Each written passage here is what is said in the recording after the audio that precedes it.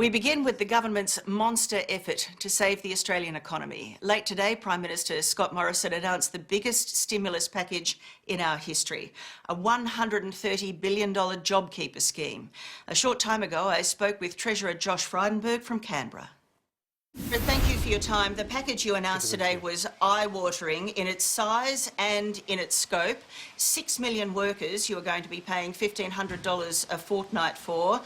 What percentage of Australian companies does that represent?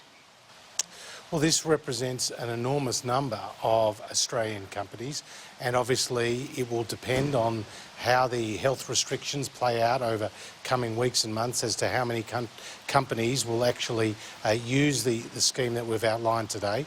But we believe around 6 million employees, which is nearly half the workforce, will be eligible for it and may take it up.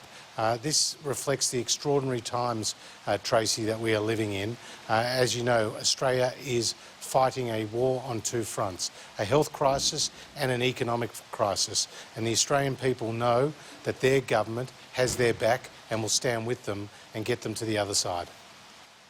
It's $320 billion now, a total worth of assistance that you've announced. Our national political editor, Chris Yeoman, says that translates to $1 trillion in government debt over 12 months. They're phenomenal figures. Well, no one really knows when the coronavirus crisis will actually end, Tracy. What the Prime Minister has done is prepared the nation for the next 6 months. But only the medical researchers and the scientists and the doctors will find the vaccine for the coronavirus, not you, not me, nor the bankers or the public servants. And until we get that vaccine, until we get those antivirals that can be used to stem the pain and the suffering caused by the coronavirus, it will continue to have a big impact on our community and on our economy. You needed to do this. I don't think there's much disagreement with that, but how are we going to pay for it? Well, we'll be paying for years to come, and the reality is, as a coalition government, we brought the books back into balance for the first time in 11 years. We got the books back on track, and this has given us the financial firepower to respond when the country needs it most. Many other countries, Tracy, will not be in a position to respond as we are, and we can spend this money knowing that it will be paid back in future years, many years indeed, but there is no alternative. We must support the community at this time. But Australians are pretty punch-drunk now with bad news. You can give us the bad news. Are we talking about massive income tax increases? Are we talking about a GST increase? Are we talking about the mother of all deficit levies? I mean, you must have a plan for paying for it. Well, what we do know is we'll need to borrow money to help spend it today. But we also know that we're good financial managers and we've actually kept taxes down. And that was obviously a key part of our story going into the last election.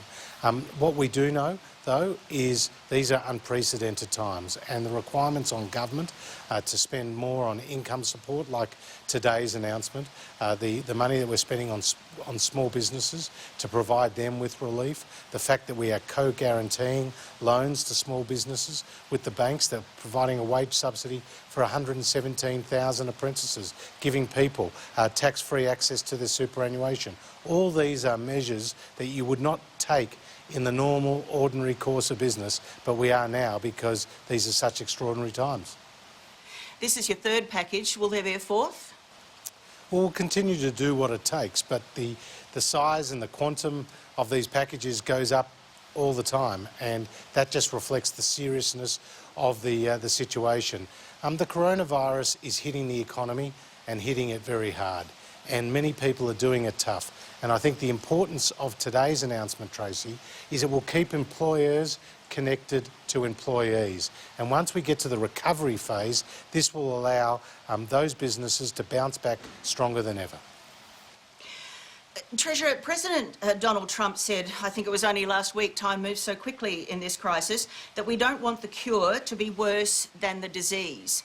And that seems to be an argument that's gaining some traction. I read an analysis in one of the newspapers today that said that 90% of the population are taking an enormous economic hit to protect 10% of the population who are at grave health risk. Do you worry that that is an argument that will gain traction and escalate? Well, when you look at the people who have suffered at the hands of the coronavirus, they're not just the elderly, they're also the young. This is why it's deadly serious. Not just because we have an obligation as a community to protect those regardless of their age, but because the impact of the coronavirus can hit all of us. It depends on our immune systems and how we respond. But there are stories in the United States, indeed, of young people in their 30s, in their 40s, who have passed away as a result of the coronavirus. So people should not think that they are immune to it. No country is immune, but certainly no family, no individual is immune either. Is there a way out of this sooner than 6 months? I know you keep saying 6 months, the Prime Minister says 6, everyone says 6 months, but we do see reports that China is emerging on the other side of the bridge, if we can use that as that analogy, after only 2 to 3 months after a much harder crackdown. Well, then look at Italy, where they've had people in lockdown for 3 weeks or more, and you see huge numbers of casualties every night. So too with Spain and increasingly with the United States. So there are measures that we are taking. We continue to take the best advice from the medical experts. That's why we've gone to these restrictions with limits on the numbers of people engaged in social gatherings. And as the Prime Minister has made clear, Tracy, people should remain at home unless they need to go outside, to go to the supermarket for exercise or to the chemist or for other essential visits. Everyone has an opinion on this. I don't think anyone in the country wants to be in your position or the Prime Minister's shoes right now. Probably, if they were really honest, not even your opposition counterparts. But are you confident about every call that you make? Because it is unknown territory. Are you confident that a harder, faster crackdown mightn't be better?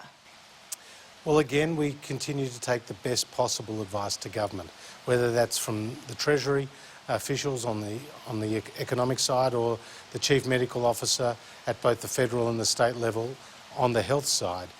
These are twin crises that we're dealing with at once, and by taking the best possible advice, by running a ruler over all those recommendations, I think we've got to a position where the country is making the right decisions, and Prime Minister Scott Morrison has really acted with great determination and commitment, and he's led from the front.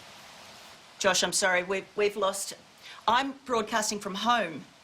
Oh, that's all right. We've got a home studio. The plasma behind me has gone. Now, right. So this is actually a reversal of our last interview. This is quite funny. What is it with Tracy Grimshaw and Josh Frydenberg? They continually have these interruptions. Someone's trying to keep us apart, obviously. Because I think these sorts of things are going to happen in a home studio. OK, Treasurer, we've fixed the plasma behind me in my spare bedroom.